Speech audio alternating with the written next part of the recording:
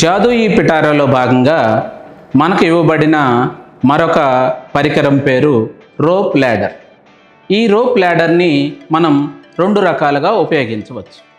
మొట్టమొదటిది ఇలా నిలువుగా ఉంచి, రెండవది నేలబారుగా ఉంచి కూడా దీనిని మనం ఉపయోగించవచ్చు. ఇప్పుడు ఒక్కొక్క విద్యార్థిని ఉపాధ్యాయుడు పిలిచి ఈ రోప్ ల్యాడర్పై కింది నుండి పైకి, పై నుండి కిందికి ఎక్కుతూ దిగుతూ ఉండమని చెప్పాలి. ఈ విధంగా విద్యార్థులు పైకి కిందికి కదలటం ద్వారా వారిలో శారీరక వికాసం అభివృద్ధి చెందుతుంది. ఇదే విధంగా చేతులు కాళ్ళు చక్కగా ఉపయోగిస్తారు కాబట్టి వారిలో కండర మధ్య సమన్వయం ఏర్పడుతుంది. అదేవిధంగా స్థూల మరియు సూక్ష్మ కండరాల అభివృద్ధి జరుగుతుంది. ఇంకా విద్యార్థి పైకి కిందికి ఎక్కి దిగేటప్పుడు నంబర్స్ని కూడా కౌంట్ చేస్తాడు. అంటే సంఖ్యల పట్ల కూడా సరైన అవగాహన ఏర్పడుతుంది.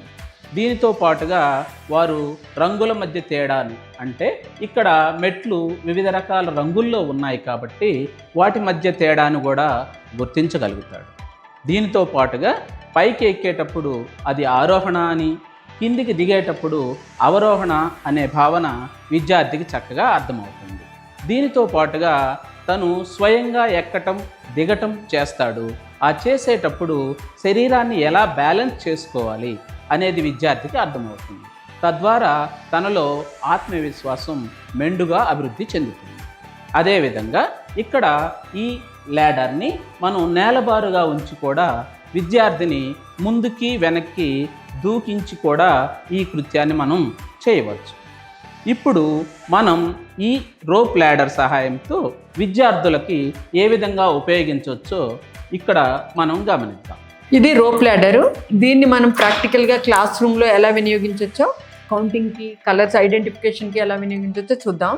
ఇక్కడ ఇద్దరు పిల్లలు ఉన్నారు, గీతిక అండ్ అర్హ. ఈ గీతిక ఒకసారి ఇలా రమ్మ, ఇక్కడ ఇవి కౌంట్ చేయనన్న. 1 2 3 4. Very good. నువ్వు కలర్ చెప్పు. Orange, yellow, blue. Very good. చూశారు కదా ఈ రోప్ ల్యాడర్ని ఎలా ఉపయోగించాము. ఈ రోప్ ల్యాడర్ని మీరు కూడా చక్కగా వినియోగించుకుంటారు కదా. Thank you.